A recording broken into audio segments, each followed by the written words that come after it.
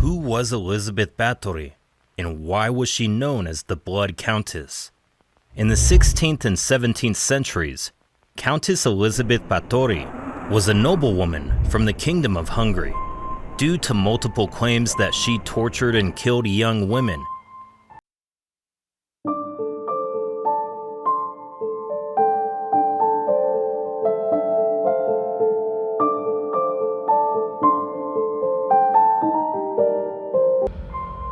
Bathory was born in 1560 into a noble family and wed Count Ferenc Nadasdy at the age of 15. The couple resided in castles in Slovakia and Hungary while raising a large family. Bathory was charged with the killings of hundreds of young women who worked for her in 1610. King Matthias II of Hungary was informed of the claims and requested an investigation. But what actually happened? In today's video, we are going to look into the life of Elizabeth Bathory. Let's dive right in. The woman who became known in history as Countess Elizabeth Bathory de Eched, also known as the Blood Countess, and the murderer of 650 young ladies, was born on August 7, 1560, at her family's farm in Nyarbator, 146 miles east of Budapest in the Kingdom of Hungary. Her mother, Baroness Anna Bathory, belonged to the Salmiel branch of the family, and her father, Baron George VI Bathory, belonged to the Eched branch. As a result, her parents were related by blood. What's in the name? The name Bathory means good hero in the literal translation, which is ironic given how Elizabeth has been remembered. The family had a long history reaching back to 1310.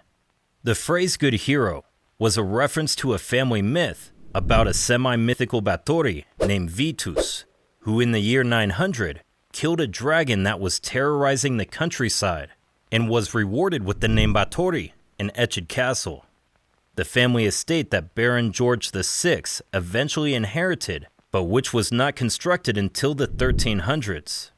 In honor of this family lore, the Bathory coat of arms included 3 exposed dragon fangs on a backdrop of red and white.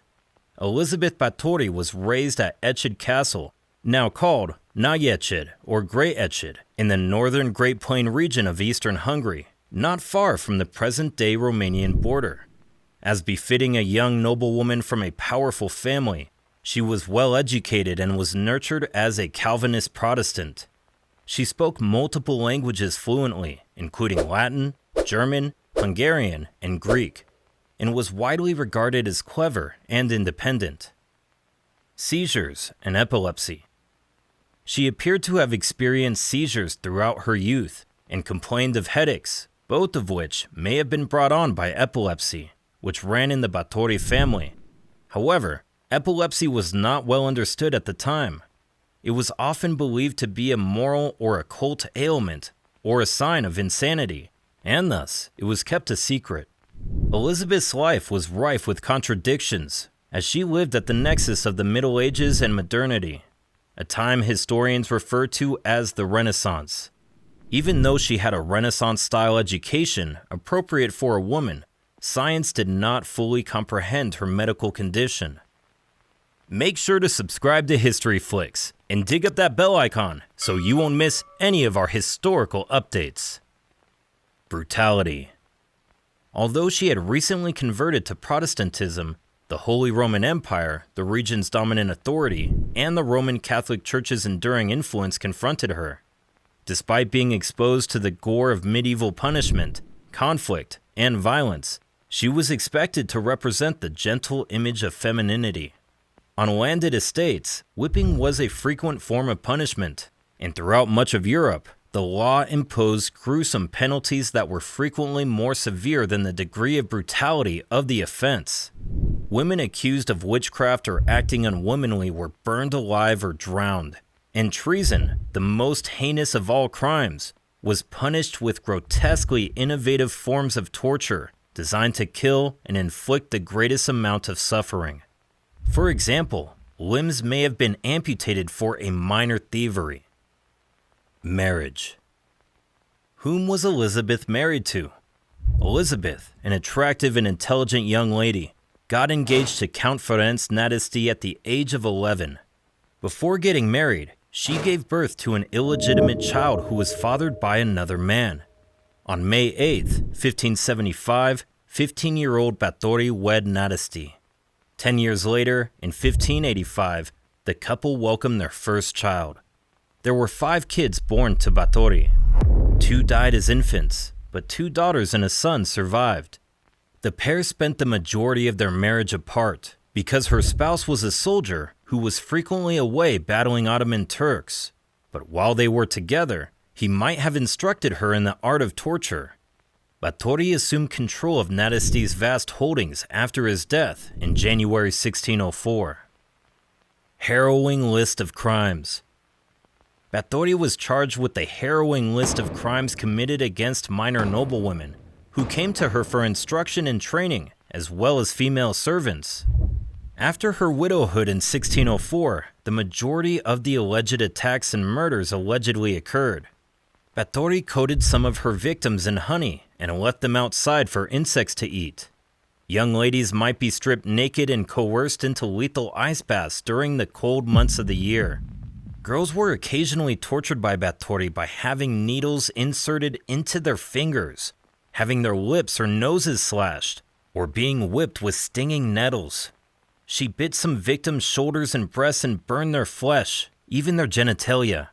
Bathory's attacks were intimate, which raises the possibility that she had a sexual motive, though it's impossible to say for sure what drove her to do what she did. Bloodbaths. Bathory is frequently depicted taking baths in virgin victims' blood to regain her youth. Bathory's bloodbaths were first mentioned 100 years after she passed away, suggesting that it may have been a rumor created much later. The investigation. The Lord Palatine of Hungary, Count Georg Thurzo, visited Bathory's castle active on December 29, 1610, to look into the Countess's alleged crimes against women of noble descent. Note that any mistreatment of servants was not a concern to authorities. He apparently surprised Bathory when she was torturing a victim and as a result, locked her up in her house right away. Her high status meant she would not be jailed as a common criminal. Then, 3 female and 1 male servant of Bathory were taken into custody, interrogated, and tortured. Early in January 1611, their legal hearings got underway. Even though they claimed to have buried between 36 and 51 dead, these slaves nevertheless denied being responsible for the killings. They assigned blame to their mistress, each other, and a deceased servant named Darvulia, who had worked as a maid and governess. The male servant and 2 of the ladies were given death sentences, which were swiftly executed. The 4th was not put to death right away. It is unknown what happened to her after that. Soon after, another woman who had allegedly utilized magic to help Bathory was also killed. Thurzo carried on his investigation into the Countess after these executions. Although the number of fatalities varied in other testimonies, and the Countess's precise death toll is still unknown, one witness said that Bathory herself had listed 650 victims in her files. 289 witness statements were also part of the evidence that Thurzo obtained.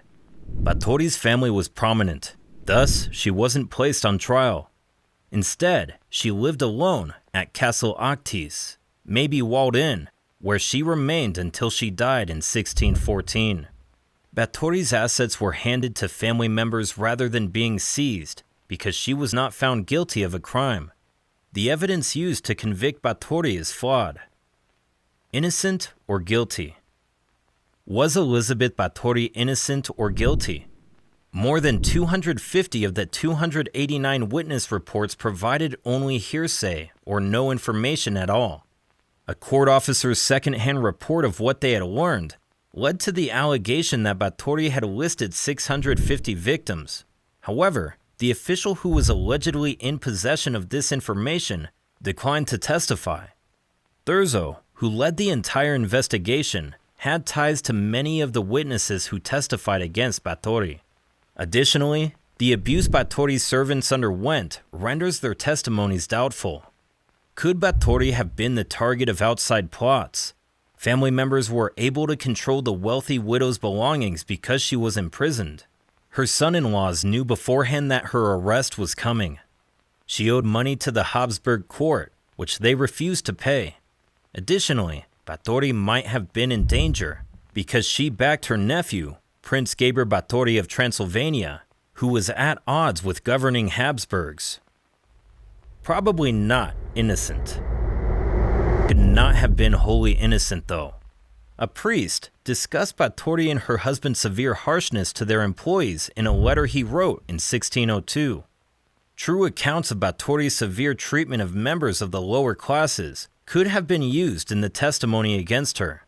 Even though Bathory's crimes were not against the law at the time, they still resulted in many destroyed lives. The reason Bathory was punished was because it was claimed that some of her victims were noblewomen. Death. On August 21st, 1614, a 54-year-old Bathory was discovered dead at Castle Actis, located in modern-day Slovakia, where she had been detained in 1610. She was initially laid to rest in the crypt on her estate, but it's possible that her body was later transported. This is the story of the most vicious female serial killer in all recorded history. Where fact ends and fiction begins in her horrible story is now impossible to determine. But in her fame as a legendary vampire, she is outrivaled only by Count Dracula. So, there you have the story of the Blood Countess. If you like this, subscribe to History Flicks and explore more history and mystery with us. Thank you for watching, and don't forget to let us know what you would like to see and what you think about this video in the comment section. Check out our other videos on History Flicks.